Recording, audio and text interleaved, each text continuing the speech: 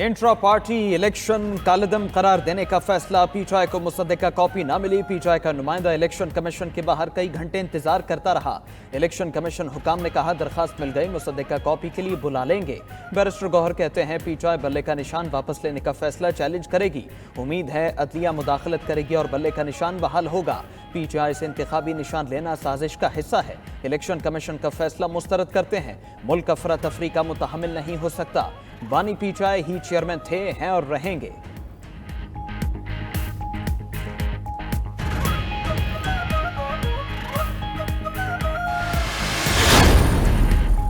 Cipher case में जमानत। शाह महमूद कुरैशी की रिहाई मंगल तक लटक गई। शाह महमूद के जमानती मचल के जमा हो सके न रूपकार जारी हुई। शाह महमूद कुरैशी की बेटी फैसले की मुसद्दका नकल और श्योरिटी बॉन्ड लेकर अडयाला जेल पहुंची।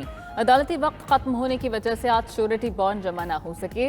कल इतवार और पीर को 25 दिसंबर की छुट्टी की वजह से अदालतें भी बंद होंगी। सुप्रीम कोर्ट ने साइफर केस में शाह महमूद और बानी पीटीआई की जमानत मंजूर की थी।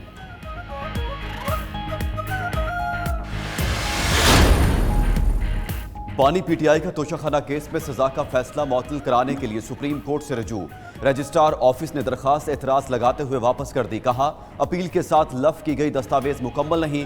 दरखास्त में इस्लामाबाद हाई कोर्ट का फैसला कलअदम करार देने की इस्तदा की गई। मौकिफ अपनाया। तोशाखाना केस में सजा पहले ही मुअत्तल हो चुकी। हाई कोर्ट के फैसले में गलती का इलेक्शन कमीशन ने फायदा उठाया। इंतखाबात करीब है। सबसे बड़ी जमात के लीडर को इंतखाबात से बाहर नहीं रखा जा सकता।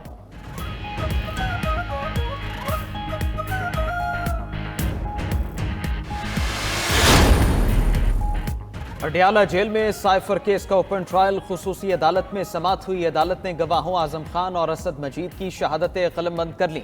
दीगर गवाह भी अपना बयान कलमबंद कराने के लिए अदालत पेश हुए। बानी पीटीआई की अहलिया बहनें, शाह महमूद की अहलिया और बेटी भी मौजूद थीं।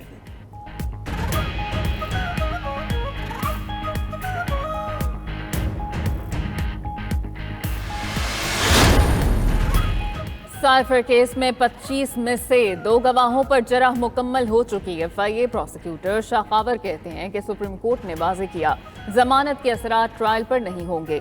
सुप्रीम कोर्ट ने तकनीकी बुनियादों पर जमानत दी। सुप्रीम कोर्ट को किसी भी मुल्ज़िम को जमानत देने का इख्तियार है। जुल्फ़िकार नकवी बोले कि जजेस की ऑब्जर्वेशन इलेक्शन से मुतालिक थी, केस से मुतालिक नहीं। मेहरबानों ने कहा कि रूपकार तैयार न होने पर शाह महमूद कुरैशी की रिहाई नहीं हो सकी। सुप्रीम कोर्ट के ऑर्डर की कॉपी मिलने के बाद G11 गए तो वहां ताले लगे हुए थे। अदालत में आज की तारीख के बारे में मालूमात नहीं थी। वो शख्स जिस वक्त उसके खिलाफ अदम तहरीक आई तो साइफर का लिफाफा निकाला, आइन तोड़ा, नेशनल असेंबली तोड़ी, अपने वुज़रा के जरिए आइन तोड़वाया। उसके बाद आप कागज लहराओ और मुल्क की पूरी खारजा पॉलिसी दाव पे लगा दो। साइफर केस में सुप्रीम कोर्ट का फैसला। मुस्लिम लीग नून के शदीद तहफ़्फ़ुज़ात। मरीम औरंगज़ेब कहती हैं जिस शख्स ने आइन तोड़ा, पूरे मुल्क की खारिजा पॉलिसी और सलामती दाव पर लगाई, रियासत पर हमलावर हुआ, उसे मासूम कहा जाता है। ऐसे शख्स को तो रियासती दहशतगर्द का सर्टिफिकेट मिलना चाहिए। 2018 में लाडला कहकर मुसल्लत किया, मासूम कहकर मुसल्लत किया जा रहा है। ये नहीं चलेगा। रियासत पर चढ़ाई और कौमी खजाने पर डाके का जवाब देना पड़ेगा। मलिक अहमद खान बोले अदालत ने कहा मामले पर साइफर एक्ट का इतलाक नहीं होता। हालांकि माजी की हुकूमत ने साइफर को बुनियाद बनाकर सियासत की। जलसों में तकरीरें हुई, एक दोस्त मुल्क पर इल्जाम लगाया गया, इदारों को भी घसीटा गया। बाज़गश्त है जिसके हक में फैसला हो वही लाडला होता है।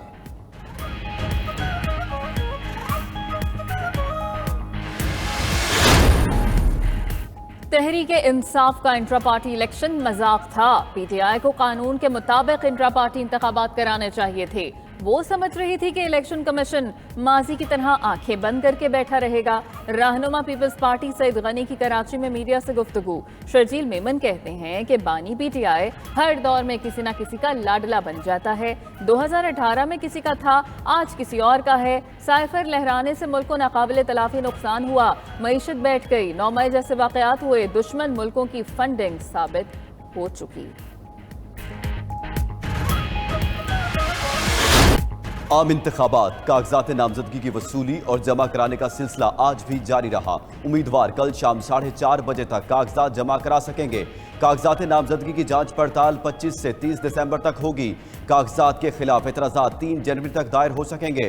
अपीलें 10 जनवरी तक सुनी जाएंगी। उधर बलूचिस्तान में कौमी असम्बली की 16 नशिस्तों के लिए 232 कागजात जमा कराए जा चुके। सूबाई असम्बली की 51 नशिस्तों के लिए 886 उम्मीदवारों ने कागजात जमा कराए।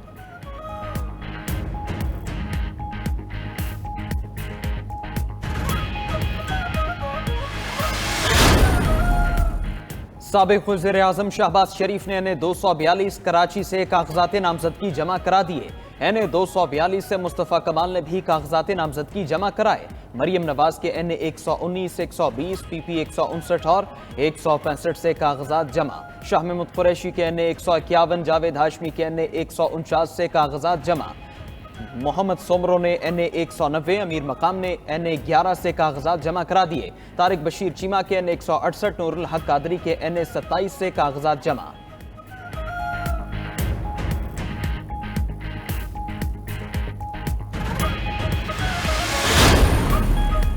चौधरी परवेज इलाही की अहलिया से कागजात नामजदगी छीने जाने की वीडियो वायरल। कैसरा इलाही गुजरात में RO ऑफिस कागजात जमा कराने पहुंची। कहती हैं कि दूसरे रोज भी उनके कागजात नामजदगी जमा नहीं किए गए। लाहौर हाई कोर्ट के हुक्म के बावजूद कागजात जमा नहीं हो रहे। मोनिस इलाही कहते हैं इंतजामिया लाहौर हाई कोर्ट के ऑर्डर की धज्जियां उड़ाती रही। वालदा को जब गेट के अंदर जाने दिया तो कागजात छीनने की कोशिश की गई।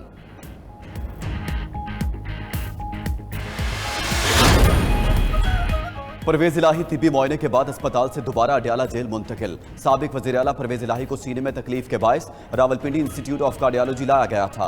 अस्पताल में परवेज इलाही के मुख्तलिफ टेस्ट किए गए। रिपोर्ट्स क्लियर आने के बाद वापस जेल मुंतकिल कर दिया गया।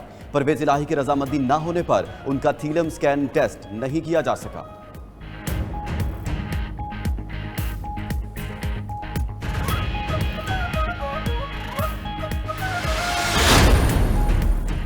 साबिक वज़ीर दाखिला चौधरी निसार कहते हैं वो किसी पार्टी की दुम पकड़कर नहीं जीतना चाहते। चौधरी निसार का रावलपिंडी के इलाके राजड़ में इंतखाबी जलसे से खिताब। बोले मुल्क पर मुश्किल वक्त है, मुखालिफों पर तनकीद करके वोट नहीं लेना चाहते। 8 फरवरी को उन्हें तारीखी फतह हासिल होगी। बानी पीटाए उनका 50 साल पुराना दोस्त है। उनका मुस्लिम लीग नून से भी तवील सियासी ताल्लुक रहा।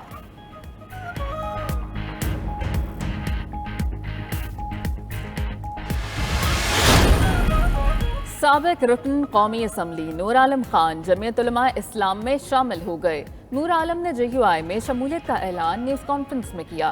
कहते हैं कि मौलाना फजलुर रहमान ने जो कहा वो सच साबित हुआ। मौलाना की कायदाना सलाहियत की वजह से शमूलियत इख्तियार कर रहे हैं। JUI ने 9 मई जैसा कुछ नहीं किया, धरना दिया लेकिन पुरअमन था। मौलाना अताउर रहमान बोले कि धांधली ना हुई तो खैबर पख्तूनख्वा में हुकूमत JUI की होगी।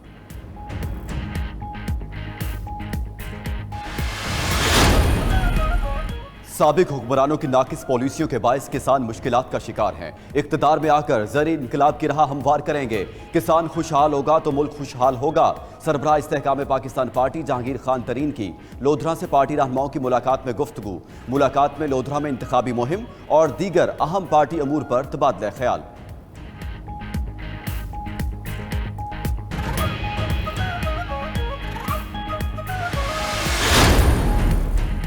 ऑडियो टैप कैसे हुई, किसने लीक की, अकाउंट होल्डर कौन है? इस्लामाबाद हाईकोर्ट ने DGFI चेयरमैन PTA और दीगर इदारों के सरबराहों को आइंदा समात पर जाती हैसियत में तलब कर लिया। 3 हफ्ते में मामले की तहकीकात करके रिपोर्ट पेश करने का भी हुक्म। अदालत ने कहा टेलीकॉम ऑपरेटर्स लाइसेंस में फ़ोन कॉल्स को सुनने या रिकॉर्ड करने के लिए कानूनी तौर पर मुदाखलत पर रिपोर्ट पेश करें।